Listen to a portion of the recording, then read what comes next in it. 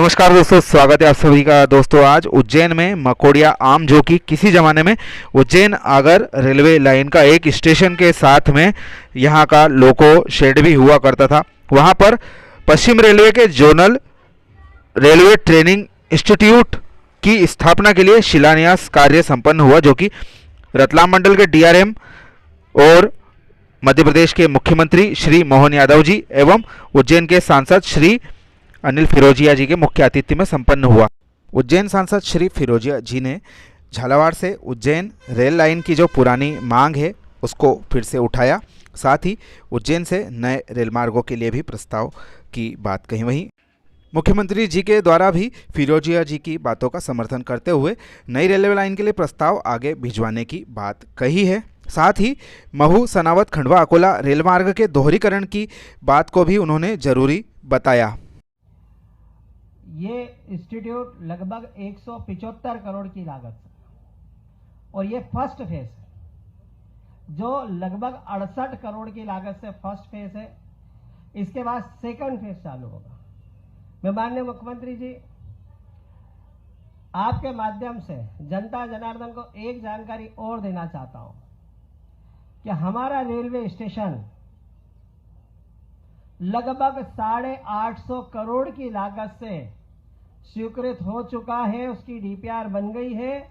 उसका first phase 468 crore का है, जो लगभग शायद माननीय प्रधानमंत्री श्रीमान नरेंद्र मोदी जी के द्वारा अगले महीने उसका शिलान्यास एक साथ होगा। और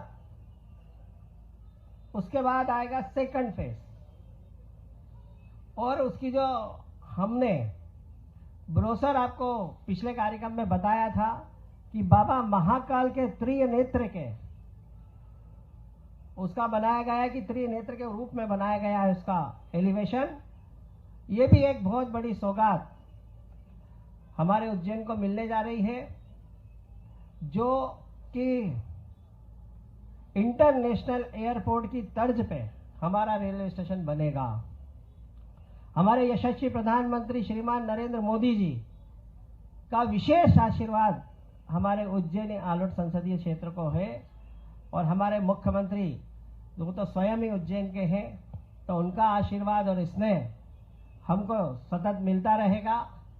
मैं माननीय मुख्यमंत्री जी से इस अवसर पर एक मांग करना चाहता हूं कि मैं सतत प्रयास कर रहा हूं कि उज्जैन से झालावाड़ रेल लाइन, इसमें आप माननीय मुख्यमंत्री जी का आशीर्वाद सहयोग मिलेगा, तो मैं आपको विश्वास दिलाता हूं कि हमारे मुख्यमंत्री जी के द्वारा हमको आने वाले समय में, क्योंकि वो एक लंबी प्रोसेस है, इतना आसान नहीं है, लेकिन चूंकि मोहन यादव जी भी जो ठान लेते हैं उसको करके दिखाते हैं,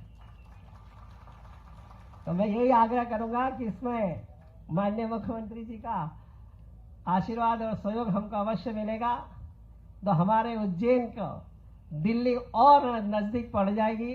आप काम करें। मैं अपनी ओर से एक बार फिर इस रेलवे के नए प्रकार के ट्रेनिंग इंस्टीट्यूट की बधाई भी देना चाहता हूं, और उम्मीद करूंगा कि हमारे माध्यम से उज्जैन ये केंद्र में है, तो भविष्य में अभी जो अपनी रेल लाइन की बात माननीय अनिल फिरोजिया जी ने कही है, मेरी बैठक हुई तो एक हो चुकी है, जिनमें उन्होंने अश्विनी जी ने कहा कि ये बात सही है कि अब हमारे राजमार्गों के माध्यम से सड़क यातायात को लेकर के तो काफी काम अब बढ़ा है मध्य प्रदेश में, लेकिन रेल यातायात में भी बढ़ाने की गुंजाइश, और इस मामले को लेकर उन्होंने कहा कि आप प्रस्ताव दीजिए। निश्चित रूप से रेल के मामले में भी मध्य प्रदेश कमजोर नहीं रहेगा, वो समृद्ध होगा।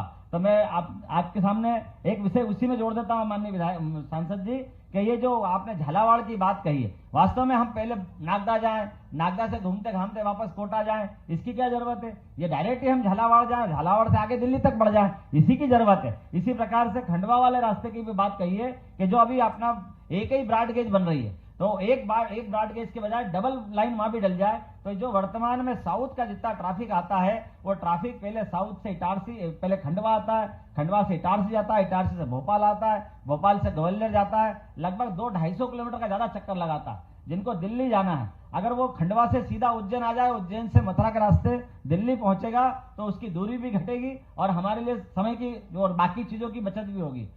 उज्जैन में निर्माणाधीन झोनल रेलवे ट्रेनिंग इंस्टीट्यूट काफ़ी महत्वाकांक्षी परियोजना पश्चिम रेलवे की है। साथ ही उज्जैन स्टेशन के रीडेवलपमेंट के बारे में भी जरूरी बातें सांसद महोदय जी के द्वारा कही गई। वहीं उज्जैन झालावाड़ रेलवे लाइन के भविष्य में स्वीकृत होने के आसार भी यहाँ पर काफ़ी नज़र आ रहे हैं। साथ ही जो मुख्यमंत्री जी के द्वारा मांग उठाई गई है कि भविष्य की दृष्टि से इंदौर खंडवा अकोला रेलमार्ग काफ़ी महत्वपूर्ण रेलमार्ग साबित होगा। ऐसे में इसको दोहरीकरण के साथ में बनाया जाना काफ़ी उचित होगा।